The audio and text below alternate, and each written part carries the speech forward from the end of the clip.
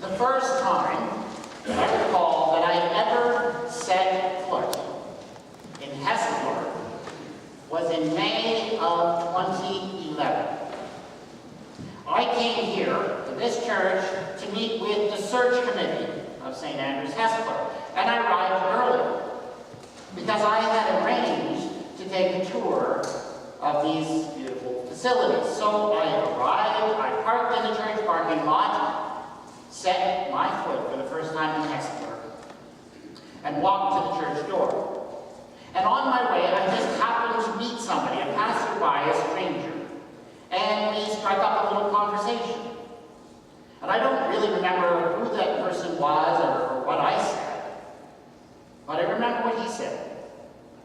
And basically what he said was this. He told me the story of how, in 1973, the province of Ontario ruined this place forever by forcing Hespeler and Preston and Galt into an amalgamation.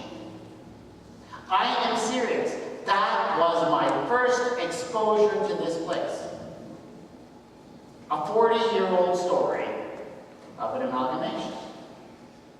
And I know that other cities have gone through amalgamations. In fact, I can actually tell you that every single city or town I have ever lived in has been forced to go into some kind of municipal amalgamation. That includes Toronto, Montreal, Leamington, and now Cambridge. So it's not an unusual story, but there's something about that story here, isn't there? And in many ways, the feelings about that 4-decade-old story still affect people to this very day. And so I just wanted to take a little bit of time today to dwell on what it means for us to be St. Andrew's Hespeler Presbyterian Church, and that we happen to be in Cambridge. What does it mean to be the church here? And I'm talking about something bigger than just that particular amalgamation. But in many ways, that particular amalgamation is a good symbol for what we're dealing with. Because you see, in many ways, that's what has happened in our society, in our culture. In the last few decades, we have gone through a massive change. And we have gone through living in a small town society and have been forced, against our will perhaps, to be living in a big city type of society. This church grew up, found its strength, found its first identity in a place called Hespeler. And Hespeler, as you know, was a small town.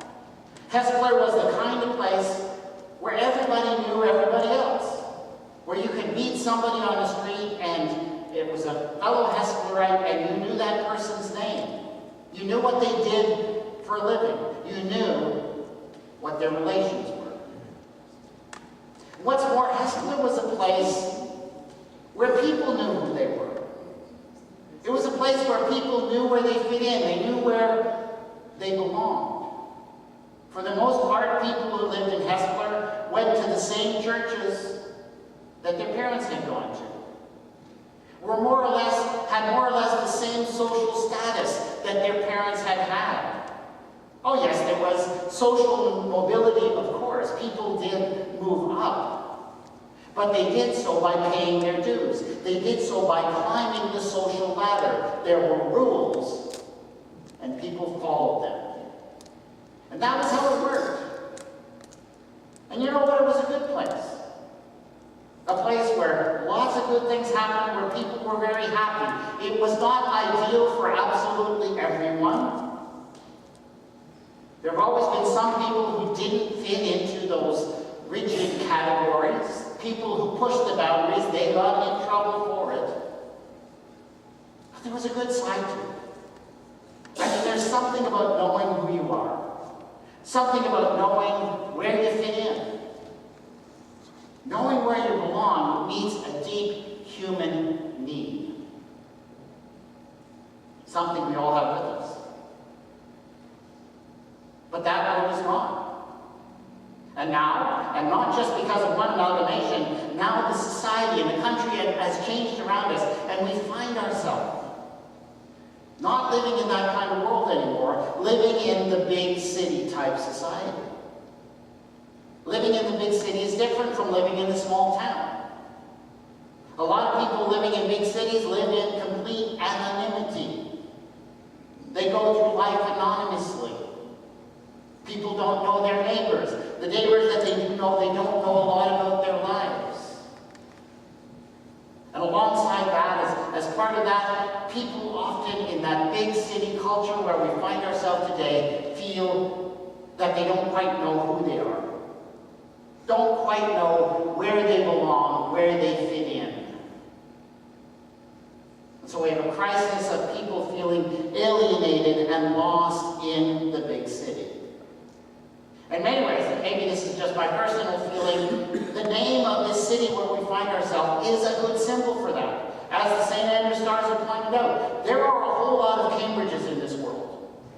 And if you search for Cambridge on Google, you could end up just about anywhere in this world. You know, it's kind of like when Google doesn't know where you are, you really are lost. That's how people feel. Life in the big city. Lost and alone. And the question is, how does the church minister to people living in this big city culture and society? Because we knew how to do it in Hespeler. We knew how to carry out a ministry in a place like Hespeler. In that era, the role of the church basically was to be the chaplain of society. It oversaw all of society, and so the church was the institution that welcomed every child into society through a ceremony like baptism. The church was the institution that presided over every coupling through marriage ceremonies. The church was that institution that presided over the departure of people from this life and made sure they left it with dignity and honor. And what's more, the church had a role in maintaining social order, helping people to understand what their place was, where they fit in, and making sure that people stayed in their place. That was a major role of the church. And society has changed. And we're not living in the same world anymore, so how are we supposed to do it in a place like Cambridge? In many ways, we fall into old habits. We continue to minister in the ways we used to minister. How do we need to do it in this new world, in this new society? Jesus lived and carried out his ministry in a society that had very rigid social structures. I mean, much more rigid than anything that you would have experienced in a place like Hespeler. There was a place for everyone, and everyone absolutely fit in that place. And if anyone dared to step out of their place, they would suffer for it. And the evidence of this rigid social structure was everywhere around Jesus. But nowhere was it more on display than when people gathered and shared meals. Where you sat at table. Who shared the table with you, who you dared to share the table with, told you everything about your place in that society and where you fit in. That's how it worked. And in that society, the religious institutions, the temple, the priesthood, the scribes, and the Pharisees saw it as their job to make sure that that strict social structure was maintained. That everyone stayed in their place. That everyone knew where they fit in.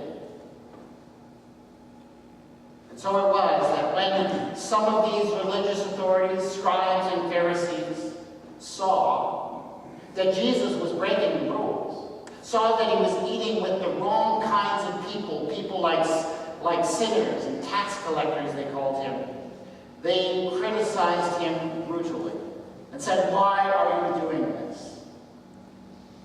Jesus didn't care about their criticism.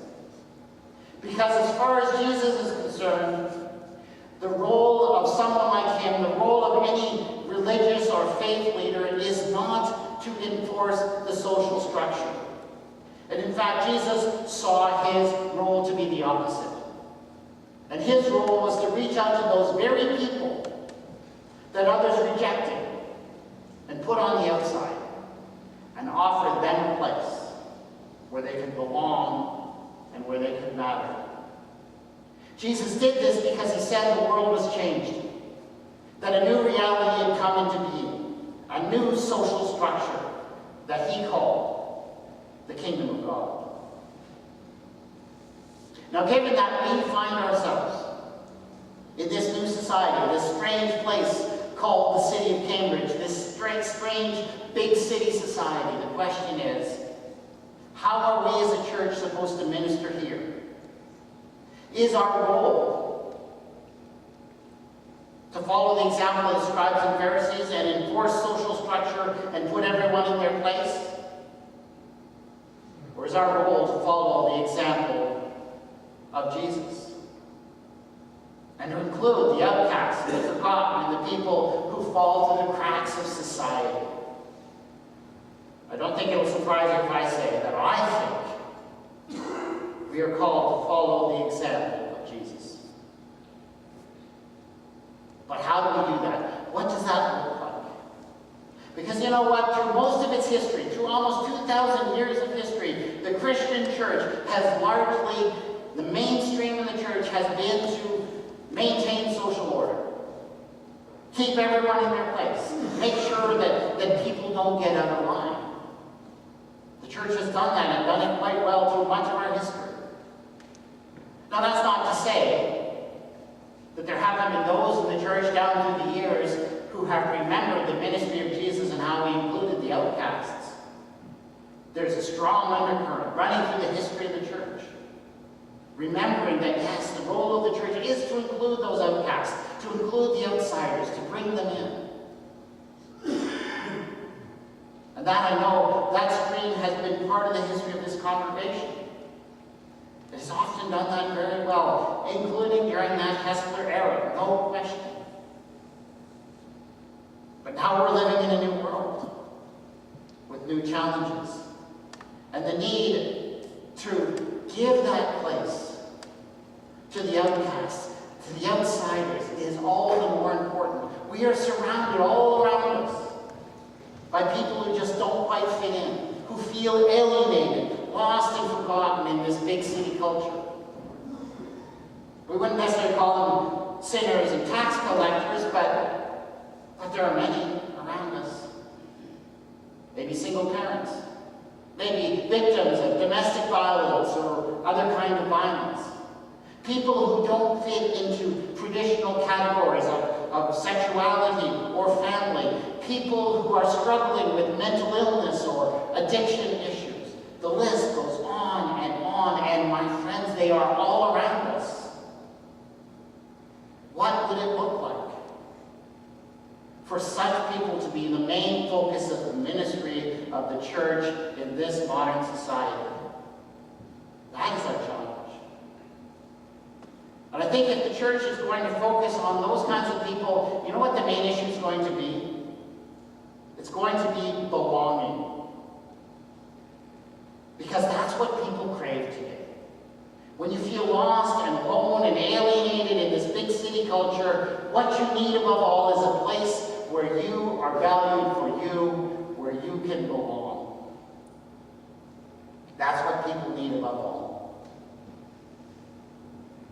And the quest for belonging is so important, so key, that in fact sometimes people will do awful things, terrible things in their quest for belonging. And I know we don't know all the facts and we don't understand everything, but I think that's at least part of what happened this week in Ottawa. I mean, we had a man who lived in alienation, was lost, forgotten in the big city culture. For various reasons, one of them probably being mental illness. But you see, what happened was he found a sense of belonging, but sadly, tragically, found that sense of belonging in an extreme cult of Islam, which led to violence, which led to terror, which led to great, great tragedy. quest for belonging is important, is valuable. So important that sometimes it will lead people to very wrong places. And I think that one of the greatest roles that the church has in the future of this country is to provide for the people who are lost and alienated in this culture a place where they can belong in a positive, life-affirming way. That's a great challenge for us, and I do pray and hope we live up to it. See, belonging is something that the church has always done really well. I mean, the only reason, or one of the only reasons why anyone has ever become part of a church was because they found in that church a place where they belonged, where they felt like they fit in. So belonging has always been a great part of what we've done. We've done it well. But we did it in certain ways. And in particular, the way it always used to work was this. You only truly belonged to a church once you came to believe exactly like the people who were already there, and only when you started to behave like the people who were already there. So believing came before belonging. And sometimes that can take some time. What we're finding in the world today, and this is what the church is experiencing all over North America today, is this. That has changed. That has turned upside down. And people no longer choose to go to a church because they believe as that church believes. They don't. More and more people will go to a church primarily because they have found a sense of belonging there. They have found a place where they are valued, loved for who they are, and appreciated for what they can give. And they will go there even if they do not believe as the people in that church believe. And so it's not uncommon these days to find people showing up in churches, participating in the life of the church, and not necessarily getting this whole thing about Jesus we go on about. Or not really being sure if they believe in God, or want to put their trust in Him. And not necessarily accepting the teachings of that church. But they go because they find there a sense of belonging, a place for them. Belonging comes first. Believing may follow, or it may not. Cases vary. But I'll tell you something. If people do not find in a church a place where they can belong, where they're accepted for who they are and what they can offer, belief will never fall. And I know that's going to create us some problems in the life of the church. We'll have people participating in the life of our church, maybe key people supporting key programs who aren't accepting all of the teachings of the church. That's going to cause some friction. But that's friction that is worth it. Because if we can offer to people a place where they can feel that they belong and are valued for who they are, that's a good outcome. And if people will even just consider some of the life-changing, the world-changing truths that we proclaim here, because they feel like they can belong, that's worth it. There was once a girl who turned to her dog and said, "Toto, I don't think we're in Kansas anymore." "Well, Toto, I don't think we're in Hespeler anymore. The world has changed, and you know, there is sadness at that change. There's sadness at what has been lost. Understand it. But at the same time, think of the possibilities that God is placing before us for revitalized, deep, meaningful ministry in this world that God is giving to His church today. For us as the church in the city of Cambridge. Let's take a few moments in silent reflection.